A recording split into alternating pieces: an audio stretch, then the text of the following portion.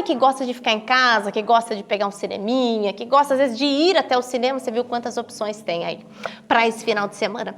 E hoje, 6 de setembro, é comemorado o Dia do Sexo. Falar sobre esse assunto é também uma questão de saúde pública. Por isso, se você tem alguma dúvida, quer aproveitar esse momento, manda pelo nosso zap, porque essa maravilhosa que está aqui agora, a socióloga, a sexóloga Karen Rupp, vai esclarecer tudinho pra gente, e esse é o assunto que nós vamos abordar muito hoje, falar um pouquinho sobre essa questão do Dia do Sexo. É um prazer recebê-la. Muito obrigada por estar aqui, viu? Obrigada. Seja bem-vinda. Obrigada, é um prazer estar aqui.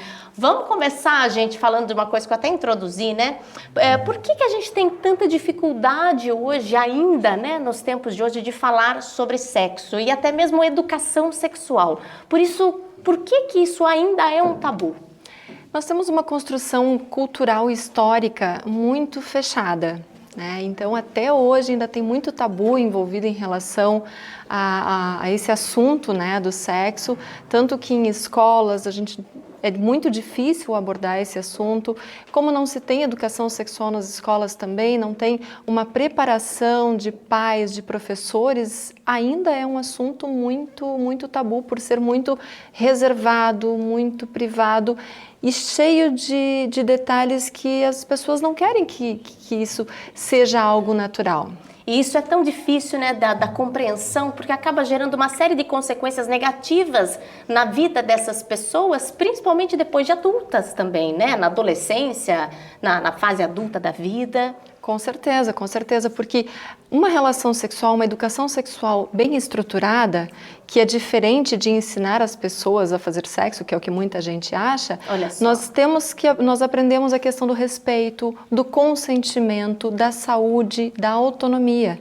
Se nós tivéssemos a possibilidade de falar mais naturalmente em relação a esse assunto, tudo seria muito mais tranquilo e na vida adulta seria muito mais fácil lidar com todas essas questões. Principalmente evitar uma série de problemas sociais, como a gravidez na adolescência, por exemplo. Gravidez indesejada, algumas doenças sexualmente transmissíveis que estão voltando porque não se fala sobre isso, não ensina os jovens a questão do consentimento, a se proteger, a se respeitar.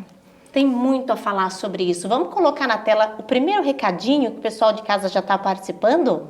Vamos colocar, lá, ó. A Júlia mandou o seguinte: meus pais nunca conversaram comigo sobre sexo e eu tenho dificuldade de falar com a minha filha de 15 anos, ou seja, tá aí um exemplo. É muito comum isso, é muito comum, porque ela não teve essa educação, ela não tem essa abertura, essa naturalidade para falar sobre isso. Então, uma sugestão é que ela ouça a filha, sem julgamentos, e procure locais que sejam saudáveis para ela aprender também, livros, né, canais de educação sexual que falem com adolescentes para ela aprender, né, canais confiáveis para aprender sobre saúde sexual para falar com a filha dela, de forma sempre respeitosa e ouvindo com acolhimento. Isso que é interessante, porque como abordar esse assunto se já não se tem tanta liberdade para falar sobre ele? É difícil. Tem mais um recadinho na tela? Se tiver, pode colocar. Mais uma participação de quem está em casa, dessa vez a Débora. Sou casada há 15 anos. Eu e meu marido não temos mais relações sexuais. Ele é muito fechado e eu não sei como falar com ele sobre isso. Somos parceiros em tudo, mas esse é um assunto sempre delicado. Quantas mulheres, quantas pessoas não passam por isso? Quantos casais, né? Com certeza, tem muitos casais, eu inclusive atendo casais também, porque ao longo do processo do relacionamento, os casais acabam se afastando, né, por uma série de questões do dia a dia, de trabalho, coisas domésticas, e a relação sexual vai ficando em segundo plano. Então vai se afastando, não tem mais intimidade, não tem mais aquela compreensão e aquele diálogo, né?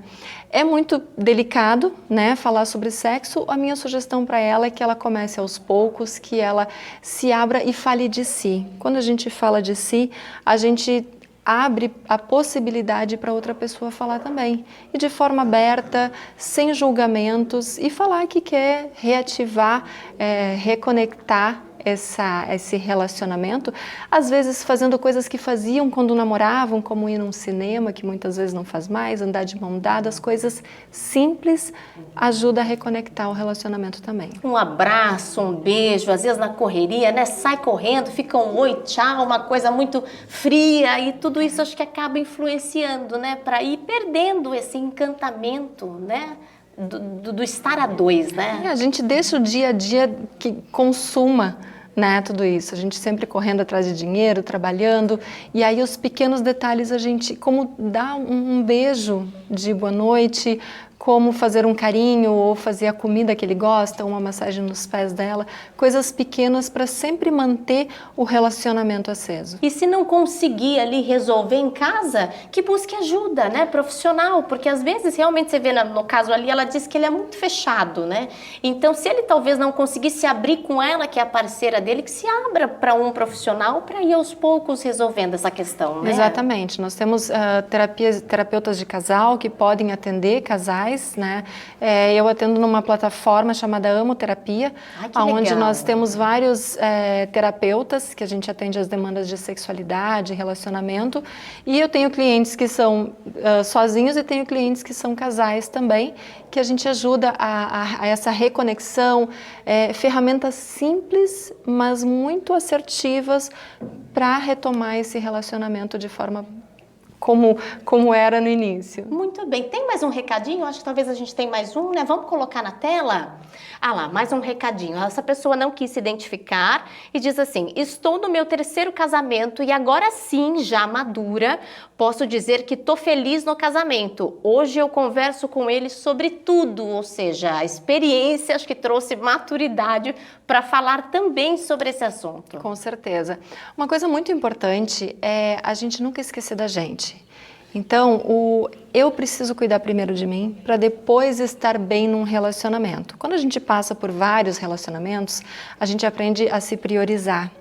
E eu preciso me conhecer, eu preciso me cuidar, eu preciso estar bem para depois eu conseguir me relacionar de forma legal com outra pessoa. Seja com um parceiro, seja com um filho, no trabalho, não importa.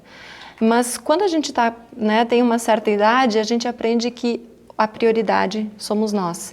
E isso facilita também no relacionamento. Ai, que legal. Ou seja, esse assunto dá tanto pano para manga. Com certeza, Karen, você vai voltar mais vezes para a gente falar, viu? Com certeza. Muito obrigado pela sua presença no Ver Mais. Obrigada.